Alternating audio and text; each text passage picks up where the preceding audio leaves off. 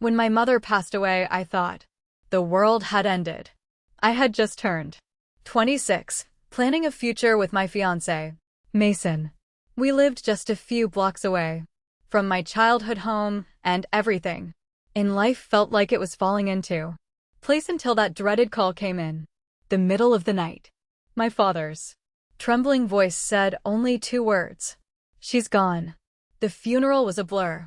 Friends and family came from all over, offering their condolences and casseroles. I remember holding my father's hand at the graveside service.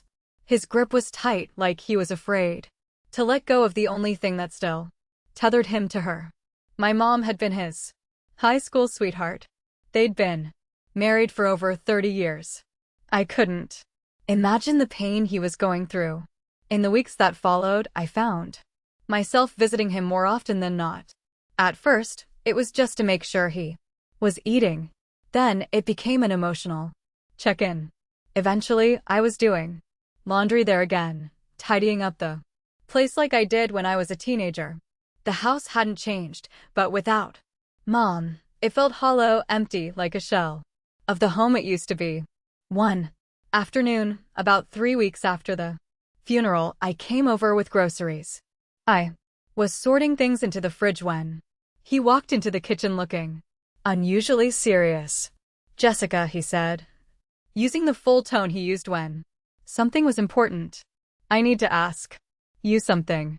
I turned to look at him. "What's up, Dad?" "I want you to move back in just for a little while." I paused. "What?" "Why? You know, Mason and I." He cut me off gently. I know. It's just this house is too quiet. I haven't been sleeping well. I eat dinner alone. I wake up alone. And it's not something I'm used to."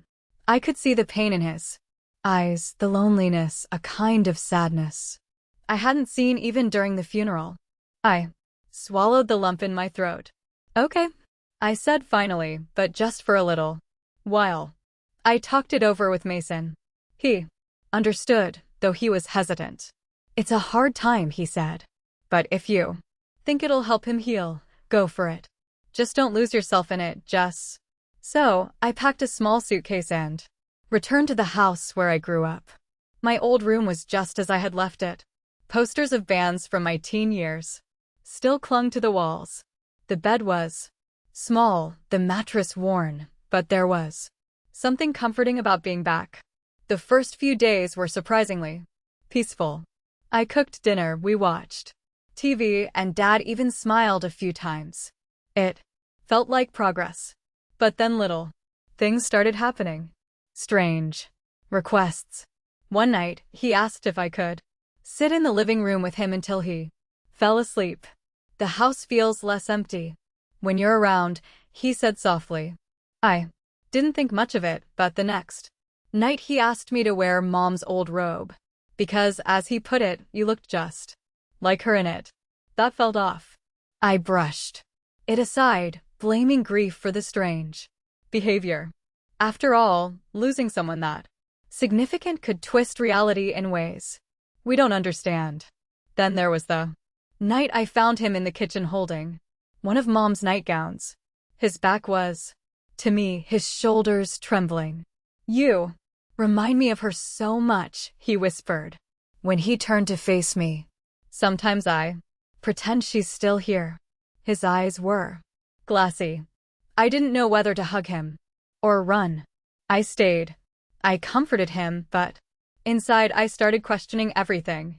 Was this normal grief, or was he slipping into something else? A few nights later, everything became clear and frightening. We were having dinner, just spaghetti and meatballs, a simple meal. He buttered his bread slowly, then looked up at me. "I've been thinking," he said, "about moving on." I smiled, relieved. "That's good, Dad. Mom wouldn't want you to be alone forever." He nodded. "I agree, but I don't want someone new. I want someone who understands me, who understands this house, who knows me." I tilted my head, confused. "Okay." He reached across the table and gently took my hand. I want you to stay, not just as my daughter, but as my partner. I froze. At first, I thought I misheard, that I'd misunderstood, that his words had meant something else. But then I saw the look in his eyes, the way he held my hand. Just a little too long, the pause in his breath. I yanked my hand away. No, Dad. That's not okay. He immediately backtracked, apologized, said it was just a thought that grief had twisted his brain, that he didn't mean it. I nodded, but I didn't believe him. That night, I called Mason. I told him everything. Jess, you need to get out of there, he said. Tonight. I didn't leave right away. Something in me needed closure. I needed to understand what was really going on. The next day, while Dad went for his morning walk, I went into his room. I hadn't snooped in years, but I was desperate for answers. I opened his desk drawer and found a stack of journals, neatly arranged, dated. Most of the entries were filled with pain. Long passages about missing Mom, about how the house felt like a prison, about how the nights dragged on. But as I read further, the tone shifted. He wrote about me, about how much I reminded him of her, about how maybe it was fate that brought me back into the house.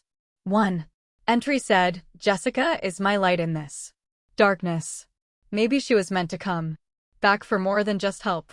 Maybe this is the universe telling me something. I felt my stomach twist. That night, I sat him down and told him I was leaving. You need help, Dad. I said, real help. This is more than grief. This is something deeper, and it's not healthy. He didn't fight me.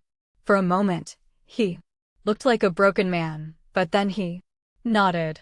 You're right, he said quietly. I've been a lost. I returned home to Mason. It felt like stepping into another world. I slept for 12 hours straight the first night back. And when I woke up, I cried, not because of fear, but because of sadness. I had lost both parents in a way. One to death, the other to something I still couldn't quite name. Weeks passed. Dad started therapy. He joined a grief support group. I stayed in contact, but I kept boundaries. Slowly, he began to change. He planted new flowers in Mom's garden, started cooking his own meals, even made a few new friends from his group. It wasn't perfect, but it was something. As for me, I learned how complicated grief can be, how it can distort, manipulate, and even rewrite your sense of reality. But I also learned that love, real, genuine love, sometimes means walking away, setting limits, saying no. I still visit him once a week. We talk about Mom. We share stories, laugh, even cry. Sometimes, but we never talk about that night, and we never will. Some things are better left in the past, and some lines once crossed can never be uncrossed. But healing, that's still possible even after